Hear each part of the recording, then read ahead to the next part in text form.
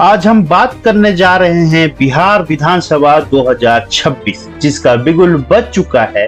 पूरे देश में इस बात पे सुर्खियां शुरू हो चुकी है कि कांग्रेस के साथ आरजेडी रहेगा या नहीं, क्या ये गठबंधन बना रहेगा कि नहीं। यहाँ पे ये भी सवाल उठता है कि नीतीश कुमार की वापसी होगी या फिर बीजेपी महाराष्ट्र वाला खेल करने जा रहा है। प्रशांत किशोर किस करवट लेंगे, 243 सीटों पर चुनाव लड़ेंगे या कुछ नए समीकरण के साथ आने की तैयारी हो रही है। नमस्कार, ए स्पेस के स्पेशल बुलेटिन में बिहार विधानसभा चुनाव 2025 का आपको आगाज करते हुए बताने जाएंगे। इस वीडियो में हम क्या आरजेडी कांग्रेस को 70 सीट देने को तैयार हो चुका है, क्या जातिगत जनगणना से किसी एक पार्टी को फायदा होगा, 2025 के विधानसभा चुनाव में मुकेश सहनी को आरजेडी और कांग्रेस कितनी सीटें दे रही है, क्या इनको उप मुख्यमंत्री बनने का ऑप्शन मिल पाएगा और बिहार की जनता किस नेता को सबसे ज्यादा पसंद करती है, और आखिरी में ओपिनियन पोल की बात करेंगे। 243 सीटों में से कौन सी पार्टी कितने सीटें जीत रहा है। सबसे पहले बात करते हैं बिहार की राजनीति का इतिहास। हम 1990 की बात करते हैं। 1990 में पहली बार लालू प्रसाद मुख्यमंत्री बने थे। 1995 और 97 में लालू प्रसाद और राबड़ी देवी मुख्यमंत्री बनी थी। 2000 आते आते नीतीश कुमार मुख्यमंत्री तो बने, लेकिन कुछ समय के लिए ही। 99 में नीतीश कुमार मुख्यमंत्री बने, लेकिन कुछ समय के लिए। 2000 में फिर से राबड़ी देवी मुख्यमंत्री बनी। 2005 में बीजेपी के सहयोग से नीतीश कुमार मुख्यमंत्री बने। 2010 में भी नीतीश कुमार मुख्यमंत्री बने बीजेपी के सहयोग से। 2015 में नीतीश कुमार ही मुख्यमंत्री बने, लेकिन इस बार कहानी में ट्विस्ट थी, क्योंकि इस बार बीजेपी सहयोगी नहीं था। इस बार राष्ट्रीय जनता दल और कांग्रेस के सहयोग से बनी थी। लेकिन 2020 में फिर से नीतीश कुमार मुख्यमंत्री बने और इस बार फिर से बीजेपी के सहयोग से ही मुख्यमंत्री बने। 2025 में क्या होगा, किसकी सरकार बनेगी? सबसे पहले आप कमेंट बॉक्स में जरूर बताइएगा कि 2025 में राष्ट्रीय जनता दल की सरकार बनेगी या फिर बीजेपी जेडीयू की सरकार। इस ओपिनियन पोल में हम कुछ 10 सवाल लेके आए हैं। जनता की राय क्या है उसको टटोलने की कोशिश करेंगे। इसमें सबसे पहला सवाल है, क्या आरजेडी कांग्रेस को 70 सीटें देगी? अब जनता की राय है हाँ के साथ 24%, ना के साथ 72% और कुछ नहीं कर सकते हैं उसके साथ 3%। क्या जातीय जनगणना से किसी एक पार्टी को लाभ हो रहा है?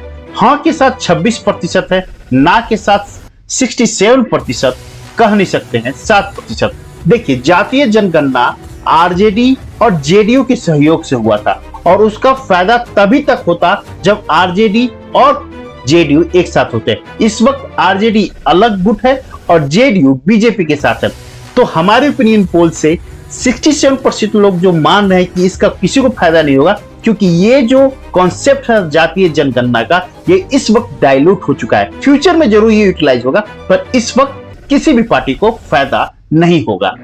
इस कड़ी में जो तीसरा सवाल है कि अब बिहार में शुरू होगी महिला योजनाएं, जैसे कि झारखंड और मध्य प्रदेश में हुई है, जैसे मुख्यमंत्री सम्मान योजना, जिसमें महिलाओं के लिए कुछ अलग से बेनिफिट प्रोवाइड किया जाता है।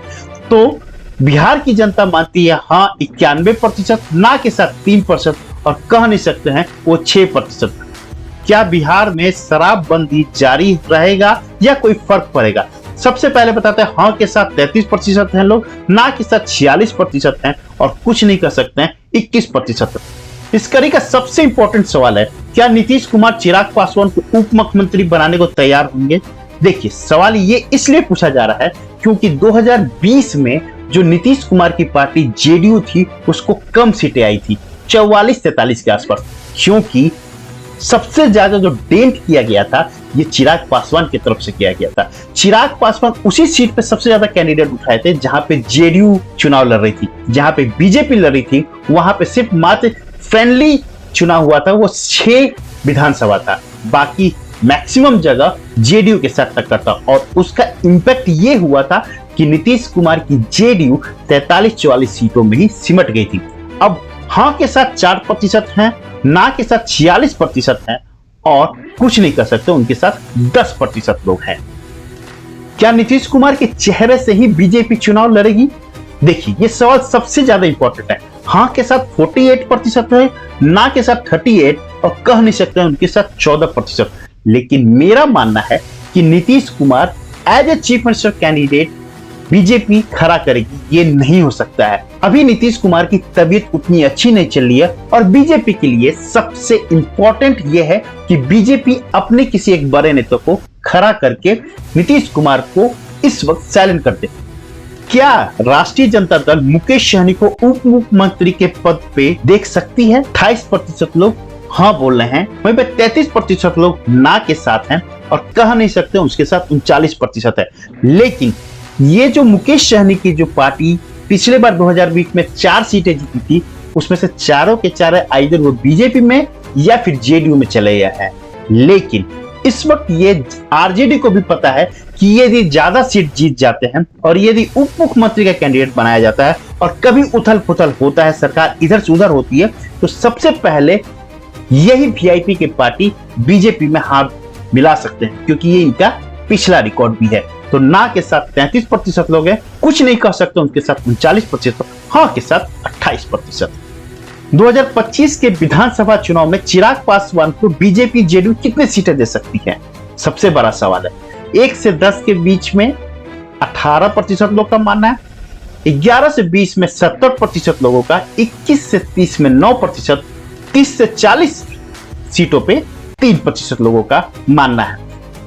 2025 के विधानसभा चुनाव में मुकेश सहनी को, मतलब वीआईपी पार्टी के जो सुप्रीमो हैं, उनको कांग्रेस और आरजेडी के सहयोगी से कितना सीटें मिल सकती है? 243 में से। तो 1 से 10 में से 26% लोग का मानना है, 11 से 20 में 69% लोग, 21 से 30 सीटें को 1% और 30 से ज्यादा 0% लोग का मानना है। मेरा मानना है कि इस वक्त ये 11 से 20 के बीच में ही लैंड करेंगे। ये करीब 17-18 सीटों पे चुनाव लड़ सकते हैं, बहरहाल यदि कांग्रेस अपने में से कुछ सीटें 70 में से कम करती है तब, नहीं तो ये 8 से 11 सीट के बीच में ही लैंड करेंगे। बिहार की जनता सबसे ज्यादा किस नेता को पसंद करती है? सबसे पहले आते हैं इसमें कन्हैया कुमार को 6% लोग, चिराग पासवान को 7%, प्रशांत किशोर को 8%, नीतीश कुमार को 13% और तेजस्वी यादव को 21% लोग पसंद कर रहे हैं as a chief minister candidate. Bihar विधानसभा चुनाव 2025 के 243 सीटों का ओपिनियन पोल लेके आए हैं हम, जिसमें सबसे पहले बताते हैं जो बिना गठबंधन के हैं, जिसमें आरपी सिंह है, पारस के एलजेपी पार्टी है, एआईएम है और प्रशांत किशोर है। इनका वोटिंग प्रतिशत करीब करीब 6 से 7% होगा और 243 में से 15 सीटें निकाल सकते हैं। दूसरी ओर एनडीए, जिसमें जेडीयू है, बीजेपी है, हिंदुस्तान अवाम पार्टी है, एलजेपी चिराग पासवान है और राष्ट्रीय लोक जनशक्ति पार्टी उपेंद्र कुशवाहा है। 243 में से इनके पास जो वोटिंग प्रतिशत होगा वो 39 के आसपास होगा और 243 में से 115 सीटें जीत सकते हैं। महागठबंधन, जिसमें राष्ट्रीय जनता दल है, कांग्रेस है, सीपीआईएम, सीपीआई और सीपीआईएमएल है और वीआईपी विकासशील इंसान पार्टी।